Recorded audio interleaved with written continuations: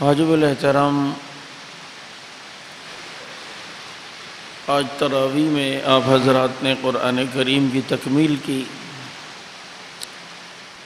اور قرآن کریم کا ختم ہوا۔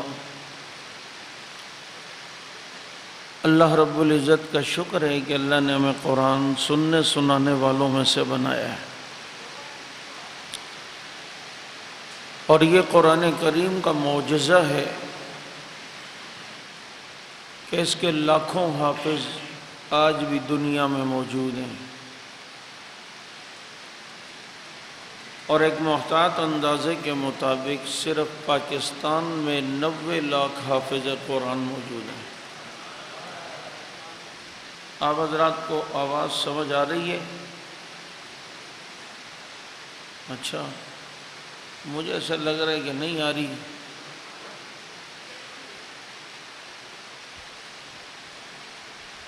90 لاکھ حافظ قرآن پاکستان میں۔ آپ اس سے اندازہ کریں کہ آج سے کچھ عرصہ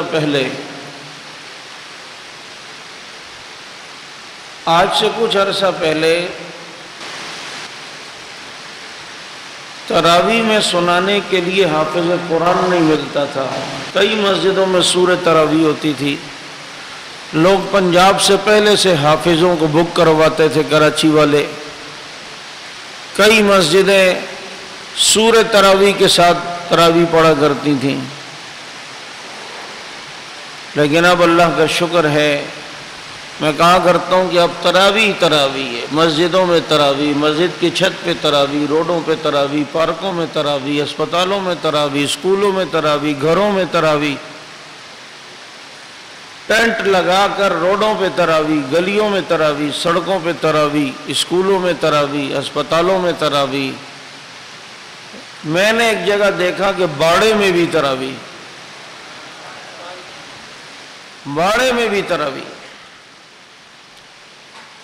لیکن بھینسوں کا باڑا تھا، کہیں غلط فہمی کا شکار نہ ہو جاؤ، باڑا تھا لیکن بھینسوں کا۔ میں بیان کر رہا تھا، کنات لگی ہوئی تھی، مجھے کنات کے پیچھے سے ایک دم بیان میں بھینسوں کی آواز آئی۔ میں نے کہا بھائی واٹ از دس، یہ کیا ہے؟ تو کہنے لگے یہ باڑا ہے ہمارا بھینسوں کا، ہم نے برکت کے لیے یہاں تراویح رکھی ہے۔ میں نے کہا اچھا، جب یہ خوش ہو رہی ہیں کہ اللہ تیرا شکر ہے، تو نے ہمیں رنگ کا کالا بنایا ہے، دل کا کالا نہیں بنایا۔ اگر رنگ کے کالے کے ساتھ ہم دل کی بھی کالی ہوتی تو جیسے کالوں کو قرآن اور تراویح نہیں ملا تو شاید ہمیں بھی نہ ملتی، لیکن شکر ہے ربا تیرا کہ تو نے ہمیں دل کا کالا نہیں بنایا، کہ تو نے ہمیں قرآن بھی دیا، تراویح بھی دی۔ اور یہ حقیقت ہے، اللہ کا شکر ادا کریں، اسی سے حق اور باطل کو سمجھنے کی کوشش کریں کہ قرآن کس کے پاس ہے، قرآن کے حافظ کون ہیں، تراویح کون پڑھ رہے ہیں، تراویح اللہ نے کس کو دی ہے، عبادت خانے کس کے آباد ہیں تراویح کے وقت، کن کی صفوں میں حفاظ کی فوجوں کی فوج تیار ہے، کون ہے جو اس قرآن کریم کی خدمت میں اتنے مدارس بنائے ہوئے ہیں، تجوید کے مدارس ہیں قرآن کے، تفسیر کے مدارس ہیں قرآن کریم کے، تراویح پڑھی جا رہی ہے،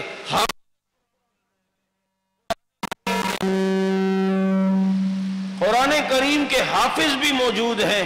اتنی بڑی تعداد میں قرآن کریم کے حافظ، اور جو صحابہ کو نہیں مانتا ان کی صفوں میں ایک بھی حافظ نہ ہو۔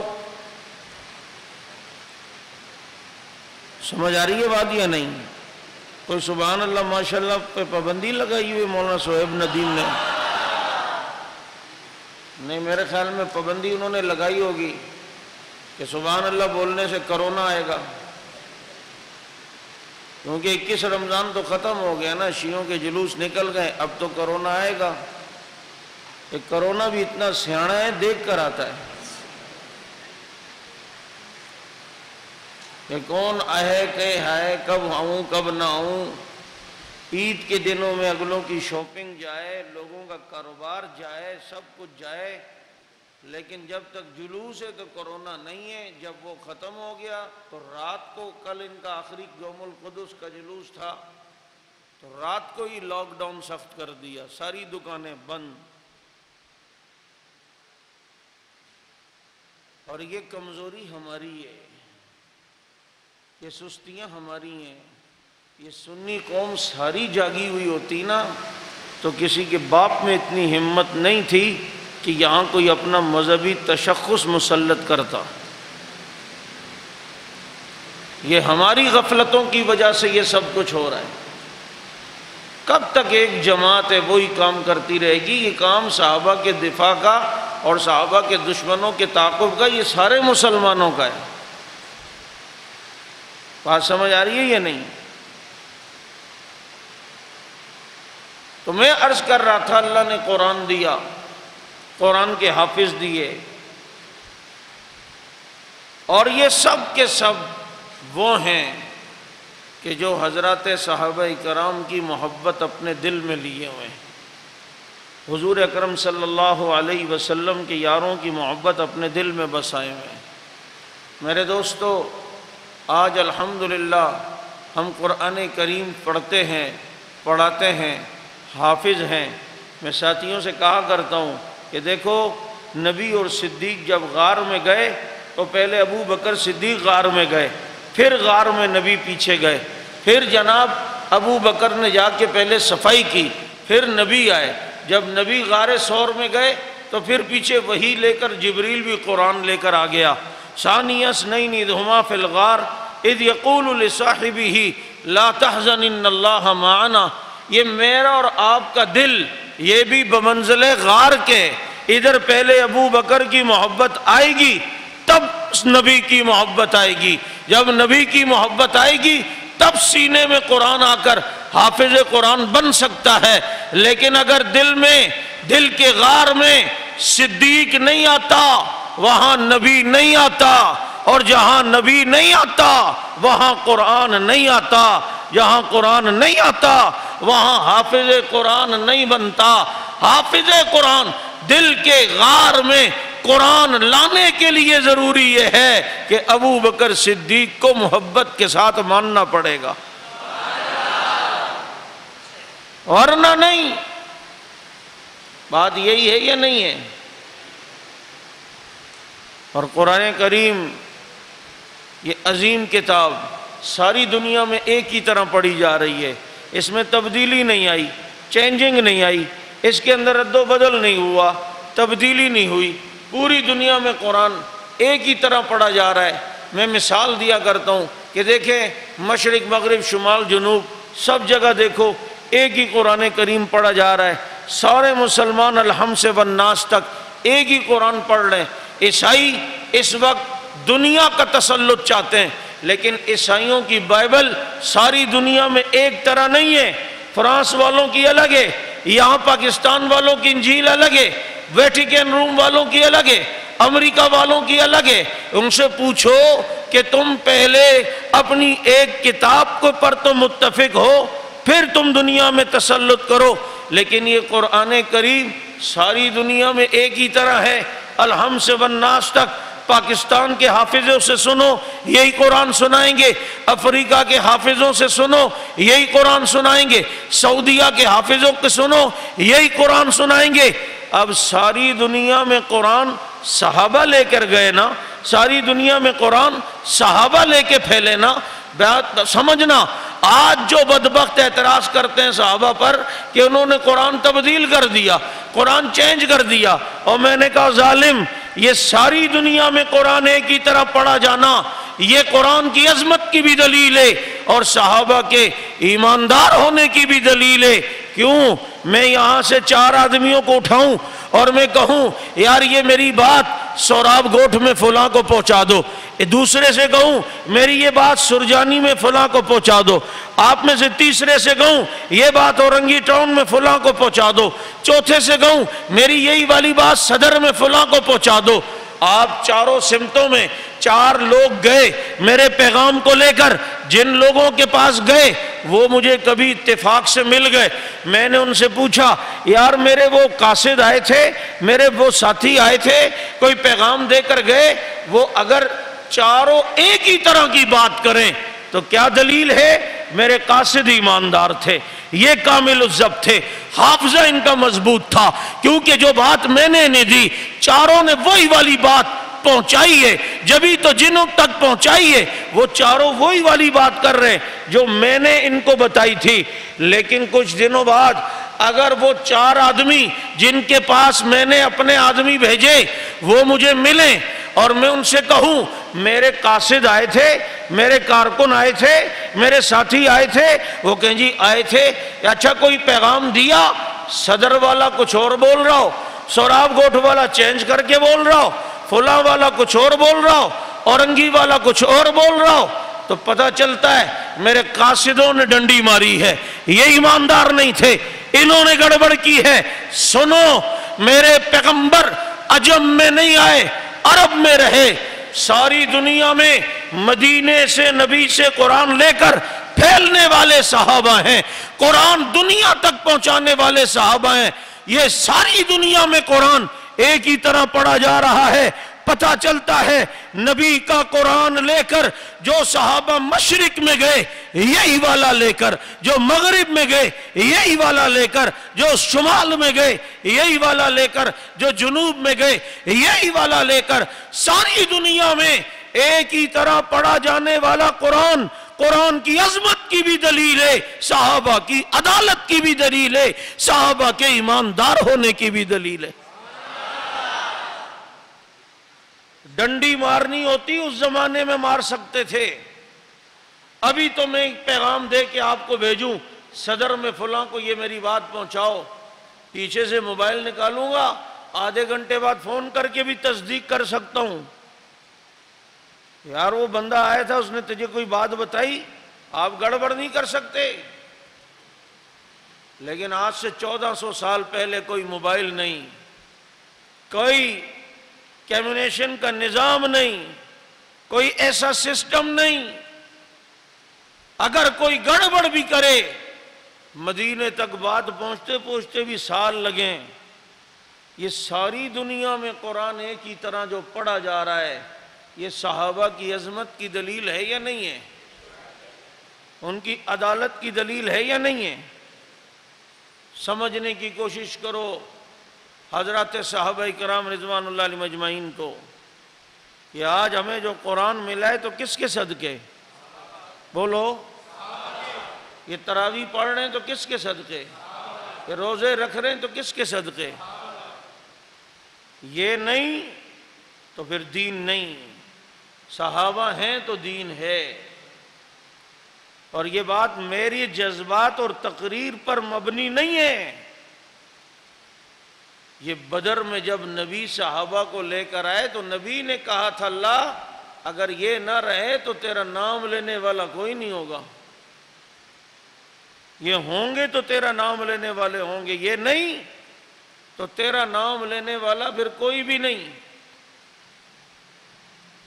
یہ حضرات صحابہ کرام رضوان اللہ علیہ مجمعین دیکھو قرآن سے کیسے جڑے ہوئے، قرآن اور صحابہ لازم ملزوم۔ ابو بکر صدیق کے دور میں قرآن لکھا گیا، جمع کیا، متفرق لکھا ہوا تھا اسے جمع کیا۔ حضرت عمر کے دور میں اس کے 12 نسخے چھپوا کر ساری دنیا تک پہنچائے۔ حضرت عثمان رضی اللہ عنہ کے دور میں سارے مسلمان ایک قرات پر جمع ہوئے، ایک قرات۔ آپ دیکھیں کبھی کبھی آپ کسی قاری سے تلاوت سنتے ہیں وَالضُّحَىٰ وَاللَّيْلِ إِذَا سَجَىٰ یوم لا تملک نفس لنفس شیئا، یوم لا تملک نفس لنفس شیئا، یوم لا تملک نفس لنفس شیئا۔ یہ قرآن کریم نازل ہوا قریشی لہجے میں جو ابھی ہم پڑھ رہے ہیں، لیکن دوسرے عرب والوں کی زبان پر چڑھتا نہیں تھا، تو اللہ کے نبی نے اجازت دی اسی طرح پڑھو، معنی وہی رہتا تھا۔ اب دیکھو نا، جو کوئٹہ کے پٹھان ہیں وہ بھی تو پٹھان ہیں، اور جو پشاور کے پٹھان ہیں وہ بھی پٹھان ہیں، جو کراچی کے پٹھان ہیں وہ بھی پٹھان ہیں، لیکن تھوڑا فرق ہے نا، کوئی پشاور بولتا ہے، کوئی پخاور بولتا ہے۔ ایسے ہی عرب کے بھی الگ الگ قبائل تھے، ان کی زبان پہ وضحا نہیں چڑھتا تھا، وضح ہے تو کہا ٹھیک ہے اسی طرح پڑھو، معنی وہی رہتا تھا۔ میں مثال دیا کرتا ہوں، جیسے آج کسی کا نام فضل ہو، فضل، تو اردو دان طبقہ کیا کہے گا؟ فضل بھائی آئے تھے۔ اور میمن اور کاٹھیا واڑی کیسے کہیں گے؟ فجل بھائی آئے تھے، فجل۔ اور پٹھان کیا کہے گا؟ پزل بھائی آئے تھے، پزل بھائی۔ اور بنگالی برمی کیا کہے گا؟ فضول بھائی آیا تھا۔ ایسا یہ یا نہیں ہے؟ یہ پنجاب والے یہ فجا کہتے ہیں فضل کو، فجے کے پائے مشہور ہے نا، اس کا نام اصل فضل ہے۔ تو فجا بولو، فجل بولو، فضول بولو، پزل بولو، بات ایک ہی ہے یا نہیں؟ ایسے ہی اس ساری جگہ پر الگ لہجوں میں پڑھا جاتا تھا، لیکن جب دیکھا حضرت عثمان کے دور میں اب سب کی زبان پر قریشی لہجے میں زبان پر قرآن چڑھ گیا ہے، جس لہجے میں نبی پڑھتے تھے، تو حضرت عثمان نے سب کو ایک لہجے میں جمع کر دیا۔ سمجھ آ رہی ہے بات؟ یہ ان کو ایک قرات پر لائے۔ یہی تو وجہ ہے، آج پٹھان کا بچہ اردو صحیح نہیں بول سکتا، لیکن قرآن پڑھتا ہے تو ایسا لگتا ہے عرب پڑھ رہا ہے۔ آج بنگالی کا بچہ اردو صحیح نہیں بول سکتا، لیکن قرآن پڑھتا ہے ایسا لگتا ہے عرب پڑھ رہا ہے۔ آج اجمی عربی صحیح نہیں بول سکتے، لیکن قرآن پڑھتے ہیں ایسا لگتا ہے جیسے عرب پڑھ رہا ہے۔ یہ ساری دنیا پر احسان اگر کسی نے کیا ہے، دنیا اسے عثمان بن عفان کہتی ہے رضی اللہ تعالیٰ عنہ۔ یہ محنت تھی صحابہ کرام کی، اس لیے ان سے جڑے رہنے میں دنیا آخرت کی کامیابی ہے۔ جو ان سے کٹ گیا نبی سے کٹ جائے گا، کیونکہ ساری دنیا میں دین پہنچانے والے صحابہ ہیں، تو نبی اور امتی کے درمیان بیچ میں پل اور واسطہ کون ہے؟ بولو۔ ایسے ایمان والے، ایسے جذبے والے، اسی لیے تو اللہ نے کہا فَإِنْ آمَنُوا بِمِثْلِ مَا آمَنْتُمْ بِهِ فَقَدِ اهْتَدَوْا۔ ایسے ایمان لاؤ جیسے صحابہ ایمان لائے، ایسے ایمان لاؤ جیسے۔ اچھا، یہاں ایک سوال ہوتا ہے، کیا ہم صحابہ جیسا ایمان لا سکتے ہیں، بنا سکتے ہیں اپنا ایمان؟ صحابہ جیسا ایمان ہمارا ہو سکتا ہے کیا؟ بھائی ہم نے ایمان مولوی سے سیکھا، صحابہ نے امام الانبیاء سے سیکھا۔ ہم نے قرآن پر ایمان لایا، الماریوں میں رکھا ہوا ہے۔ صحابہ نے قرآن کو آسمانوں سے اترتے دیکھا ہے۔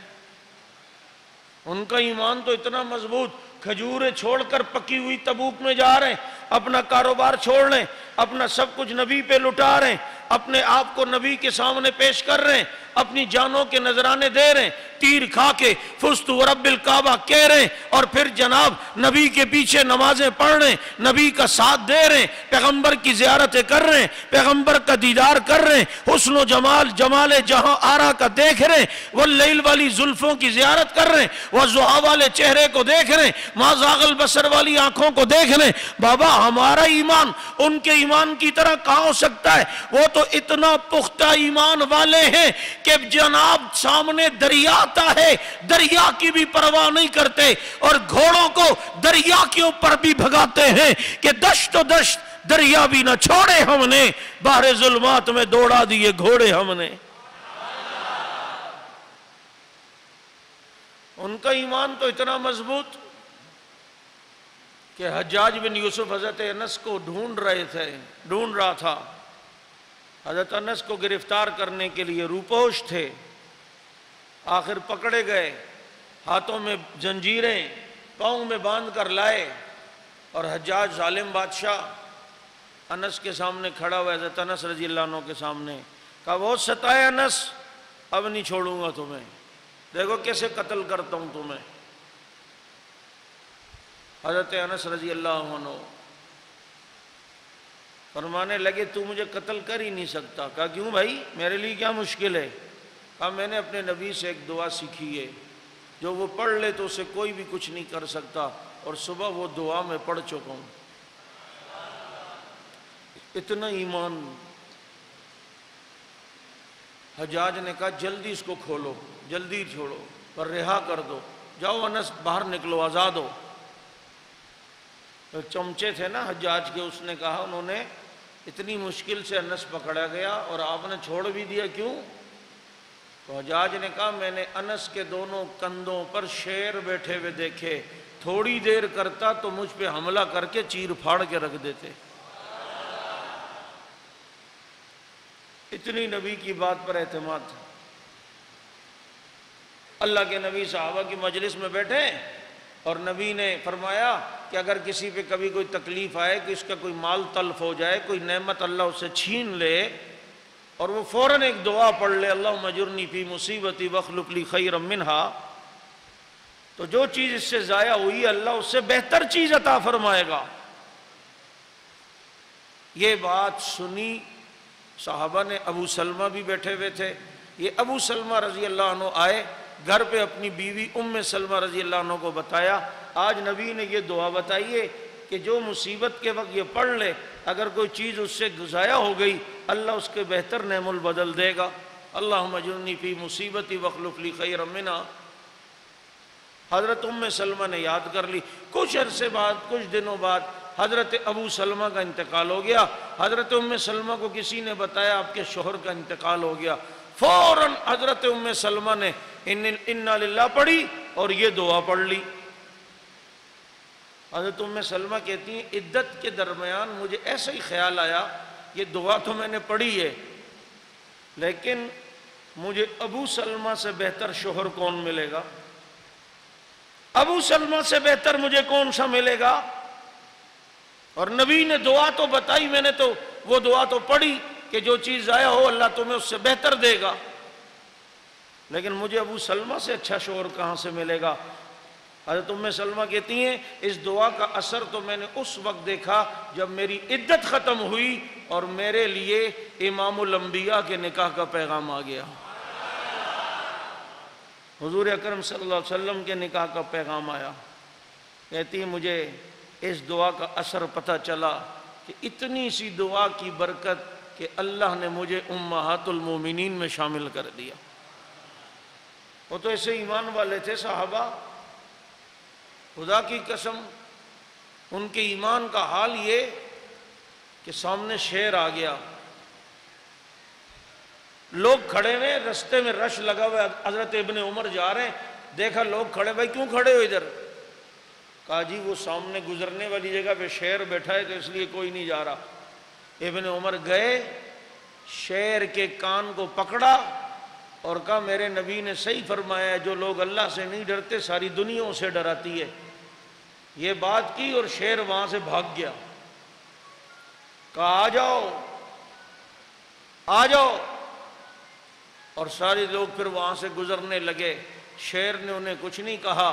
حضرت سفینہ جنگل میں ساتھیوں سے بچھڑ گئے، شیر سامنے آ گیا۔ جب شیر سامنے آیا اور دھاڑا تو وہ ادھر سے شیر دھاڑا، ادھر سے نبی کا صحابی دھاڑا، اور شیر کو کہتے ہوئے اگر تو جنگل کا شیر ہے تو میں محمد کا شیر ہوں۔ شیر ایک دم سر کو جھکا گیا۔ درندے صحابہ کو مانتے ہیں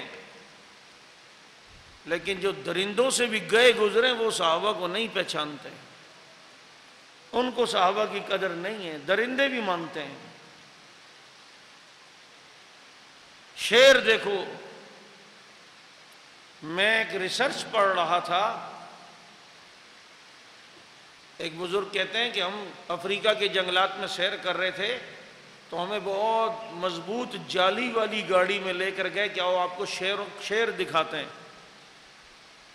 تو کہتے ہیں کہ اتنے میں ہمارا جو گائیڈ تھا شیروں کا غول آیا تو اس نے گاڑی سے چھلانگ لگا دی، ہماری اوپر کی سانس اوپر، نیچے کی نیچے۔ ہم نے کہا یہ اس نے کیا حرکت کی ہے؟ شیر آئے، شیر اس کے ساتھ کھیل رہے، یہ شیروں کے ساتھ کھیل رہے۔ تھوڑی دیر بعد جب وہ گاڑی میں آیا، ہم نے کہا یہ تو نے کیا حرکت کی ہے بھائی، یہ تجھے چیر پھاڑ کے رکھ دیتے۔ تو اس نے کہا کہ حضرت ایک بات آپ کو میں بتاتا ہوں، اگر شیر درندہ کوئی آئے اور آپ بالکل نہ ڈریں تو وہ آپ کو کبھی بھی کچھ نہیں کہتا۔ جو لوگ ڈرتے ہیں ان کے جسم سے ایسی شعاعیں نکلتی ہیں جس کو یہ درندے محسوس کرتے ہیں، اور وہ شعاعیں جو یہ اس کی بو محسوس کرتے ہیں اور یہ سمجھتے ہیں کہ یہ ہمارا دشمن ہے، لیکن جب وہ خوف نہ ہو تو وہ شعاعیں نہیں نکلتی۔ چنانچہ یہ شیر پھر اس کو کچھ نہیں کہتے، وہ سمجھتے ہیں یہ ہمارا فرینڈ ہے، یہ ہمارا دوست ہے۔ تو یہ لاجک چونکہ مجھے پتا ہے اس لیے میں نے گاڑی سے چھلانگ لگائی اور نو ٹینشن، خوف کوئی نہیں، شیروں سے میں کھیلنے لگ گیا۔ جب یہ ریسرچ میں نے پڑھی اور صحابہ کے واقعات میرے سامنے آئے تو میں نے کہا اس کا مطلب ہے کہ صحابہ کے دلوں میں اللہ کے سوا کسی کا خوف نہیں تھا، اللہ کے سوا کسی کا ڈر نہیں تھا۔ تم کوشش نہ کر لینا کبھی ٹرائی کرنے کے لیے کہ میں نہیں ڈروں گا، اس کی پہلے پریکٹس کر لو۔ اور پریکٹس کا طریقہ یہ کہ جو گھر میں شیرنی پالی ہوئی ہے نا اس سے نہ ڈرو، تو پھر دیکھو کہ اگر یہاں کامیاب ہو گئے تو وہاں چلے ہی جاؤ گے،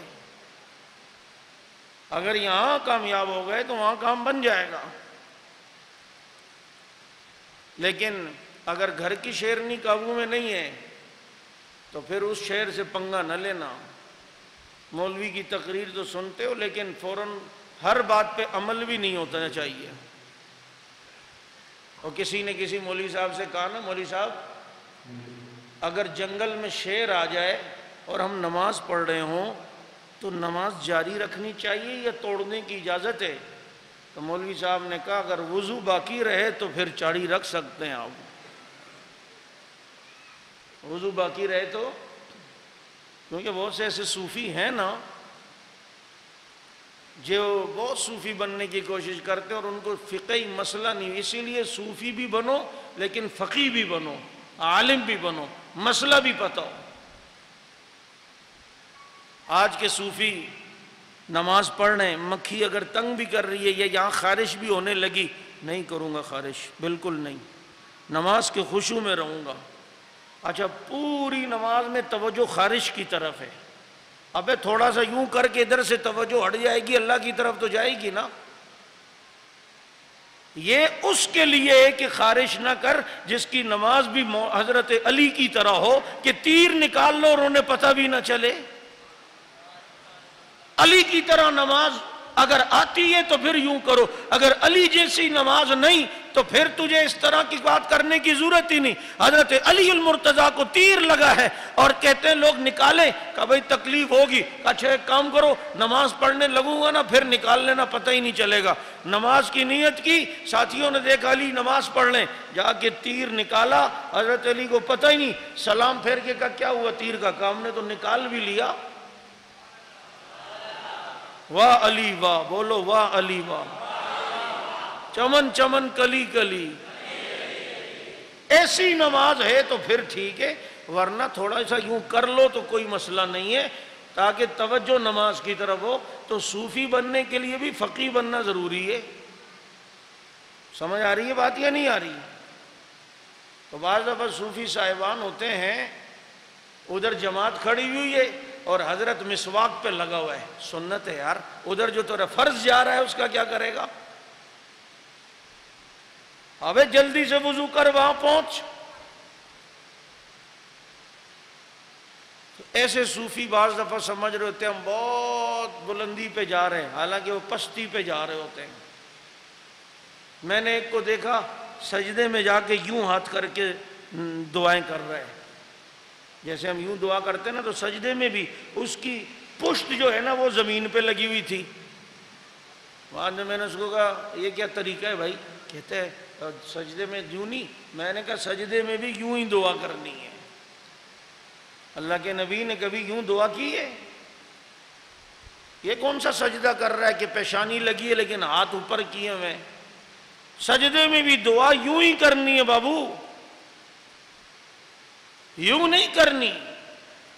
لیکن لگا ہوا ہے صوفی، اور اسے پتہ ہی نہیں ہے کہ اس طرح نہیں کرنا چاہیے.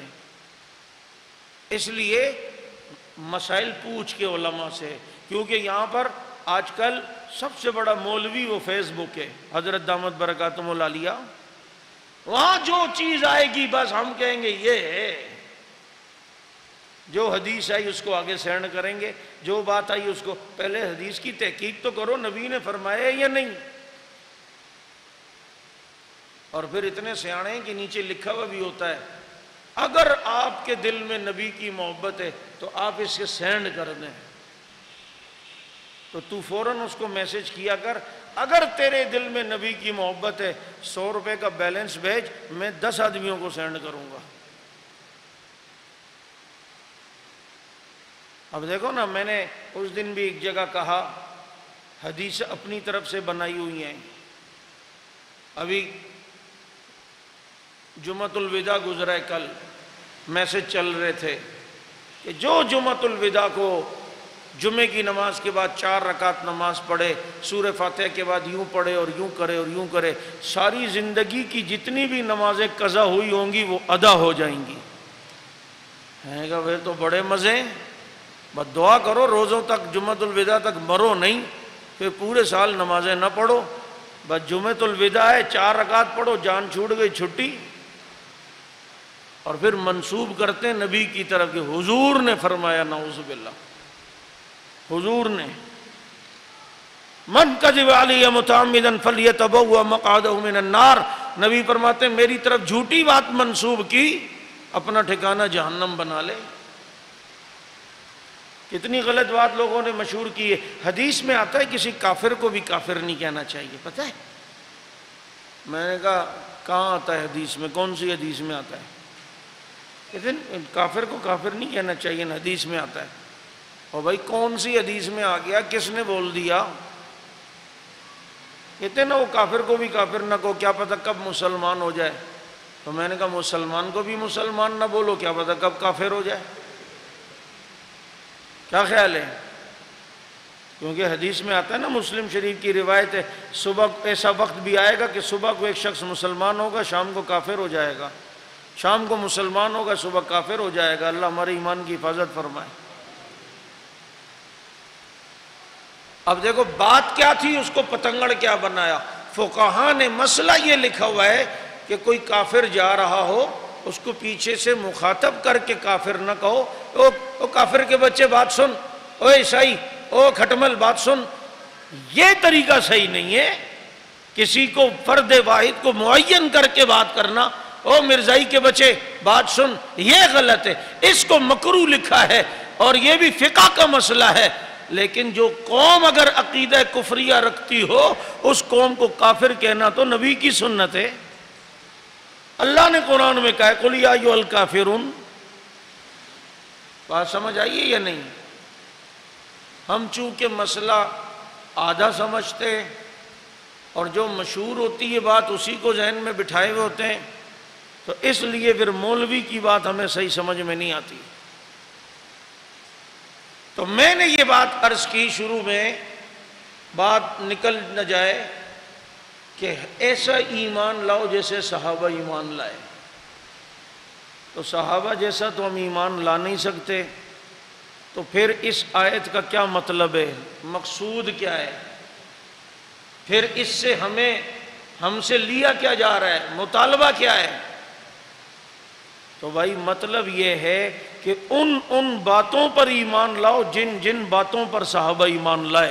صحابہ نے اللہ کو وحدہ لا شریک مانا، تم اللہ کو وحدہ لا شریک مانو. صحابہ کا عقیدہ تھا کہ آلات بنانے والا اللہ، مشکل کشا اللہ، بگڑی بنانے والا اللہ، علام الغیوب اللہ، ہر جگہ موجود اللہ، کارساز دستگیر اللہ، ہر جگہ موجود اللہ، سجدے کے لائق اللہ، اولاد دینے والا اللہ، بچے بچیاں دینے والا اللہ۔ صحابہ نے اللہ پر یوں ایمان لایا، تم اللہ پر یوں ایمان لاؤ۔ صحابہ نے نبی پر یوں ایمان لایا کہ ہمارے نبی، آخری پیغمبر، آخری رسول، آخری معصوم، نبی کے بعد نبی کوئی نہیں، نبی کے بعد معصوم کوئی نہیں، نبی کے بعد پیغمبر کوئی نہیں، نبی کے بعد صاحب وحی کوئی نہیں، تم بھی نبی پر اس طرح ایمان لاؤ۔ صحابہ نے اس قرآن پہ یوں ایمان لایا، یہی قرآن ہے، یہی لوح محفوظ میں تھا، یہی آسمان دنیا پہ آیا، یہی پھر جبریل نبی کے پاس لے کر آئے، اسی قرآن کو صدیق اکبر کے دور میں لکھا گیا۔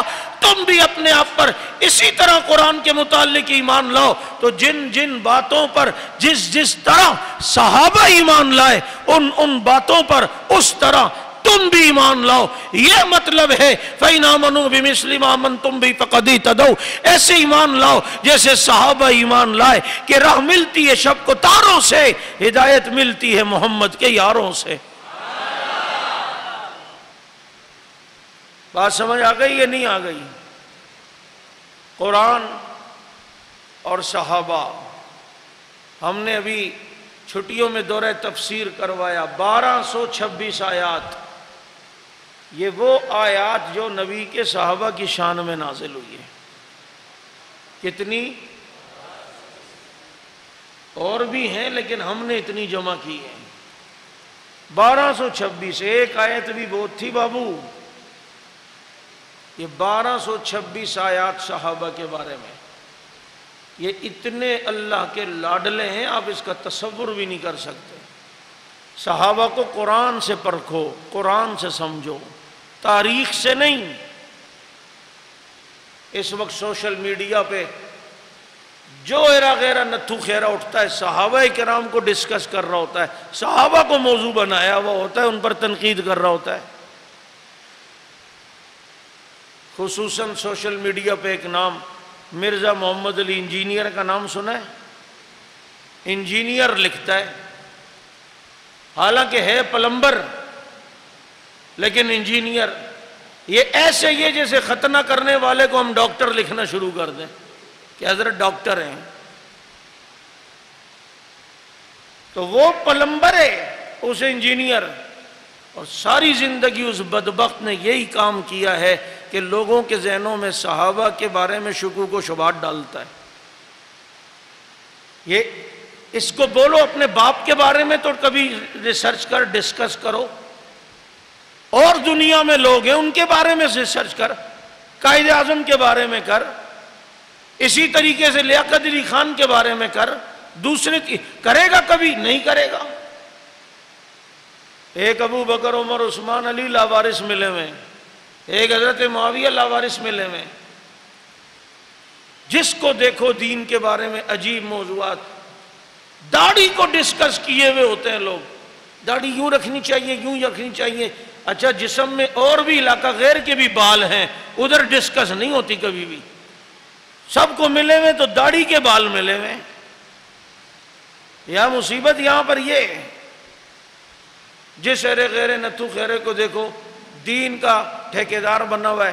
جیسے آج کل ٹی وی پر ماشاءاللہ عامر لیاقت بہت بڑے شیخ الحدیث ہیں، مفتی اعظم پاکستان نہیں بلکہ ورلڈ کے مفتی اعظم ہیں، عملی پریکٹس کر کے آپ کو دکھائیں گے کہ یوں رنگ کے دکھائے گا کہ اگر کسی کو مرگی کا دورہ ہو جائے اور یوں جب ہو جائے تو پھر کیا کرنا چاہیے۔ عامر لیاقت وہ پریکٹیکل کر کے دکھاتا ہے، وضو توڑنے کے مسائل میں پاد بھی مار کے دکھائے گا زور سے کہ یوں ہوگی تو ٹوٹے گا وضو۔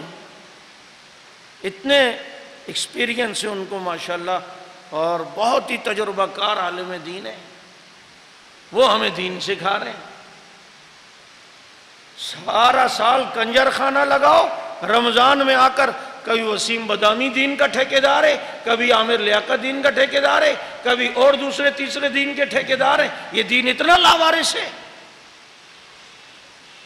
جنہیں استنجے کے طریقے نہیں آتے وہ بیٹھ کر جو ہیں وہ دین کے ٹھیکیدار بنے ہوئے ہیں۔ دستار کے ہر تار کی تحقیق ہے لازم، ہر صاحب دستار معزز نہیں ہوتا۔ ہنسی سانپ کے نقش و نگار خوب سہی، نگاہ زہر پہ رکھ خوشنما بدن پہ نہ جا۔ دنیا میں رہنا ہے تو کوئی پہچان پیدا کر، لباس خضر میں اکثر رہزن بھی پھرتے ہیں۔ اس لیے یہ میڈیا، اس کے ذریعے سے جو دین آپ کو دیا جا رہا ہے، اللہ ہی اس کی حفاظت فرمائے۔ اور وہ دین کا خلاصہ یوں ہوتا ہے کہ کعبے کا طواف کیا، گنگا کا اشنان بھی، راضی رہے رحمان بھی اور خوش رہے شیطان بھی۔ دین وہی ہے جو صحابہ کے ذریعے امت تک آیا ہے۔ کس کے ذریعے؟ یہ ساری دنیا میں پہنچے صحابہ، ساری دنیا میں پھیلیں۔ یہ سکھر میں حضرت عمر بن عبسہ کی قبر ہے، یہ دیکھو پشاور میں حضرت سنان کی قبر ہے، یہ دیکھو پنجاب اور بلوچستان کے بارڈر پر حضرت سہل بن عدی کی قبر ہے۔ میں سہل بن عدی رضی اللہ عنہ کی قبر پہ گیا، بہت چلنا پڑتا ہے گاڑی کے بعد بھی، پھر اونچی جگہ بھی ہے، وہاں گیا، آپ یقین کرو قبر سے خوشبو آ رہی تھی۔ میں نے کہا واہ ربا، یہ خوشبو کبھی صحابہ کی قبر سے آتی ہے، کبھی سپاہی صحابہ والوں کی قبر سے آتی ہے۔ یہ آپ کی مسجد کے یہ راشد صاحب اور یہ صہیب ندیم، ان کے والد ہیں عبد الغفور ندیم شہید، 8 دن ان کی قبر سے خوشبو آتی رہی۔ آپ میں سے بھی کئی ایسے ہوں گے جنہوں نے وہ خوشبو سونگھی ہوگی۔ میں نے 3-4 مہینے بعد وہاں عید کی نماز پڑھائی، حضرت کی قبر پہ آیا تو دوبارہ خوشبو شروع ہو گئی۔ ہمارا علامہ علی شیر حیدری شہید کی قبر سے خوشبو آئی۔ بدعتی لوگ ان کی قبر کی مٹی اٹھا اٹھا کے لے کے جا رہے تھے۔ ابھی حال میں صحابہ کے لیے ڈاکٹر عادل خان صاحب شہید ہوئے ہیں۔ صحابہ کے لیے گئے نا، اللہ نے ان کی قبر کو بھی خوشبودار بنا دیا۔ یہ خوشبوؤں والا راستہ ہے جو صحابہ کا دفاع کر رہے ہیں، جو صحابہ کی عظمت کے لیے جانیں دے رہے ہیں، ان کی عظمت کے لیے مارے کھا رہے ہیں۔ سینکڑوں ہزاروں شہداء ہیں، ان شہداء کے گھرانوں کی کفالت الحمدللہ جماعت اپنی طاقت اور بساط کے مطابق کرتی ہے۔ پھر جو اسیر ہیں الحمدللہ ان کی فکر ہوتی ہے، ان اسیروں کی رہائی کے سلسلے میں۔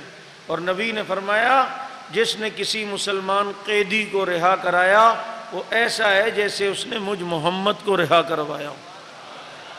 یہ ثواب بھی آپ ہمارے ذریعے سے کماتے ہو۔ بات سمجھ آ رہی ہے یا نہیں؟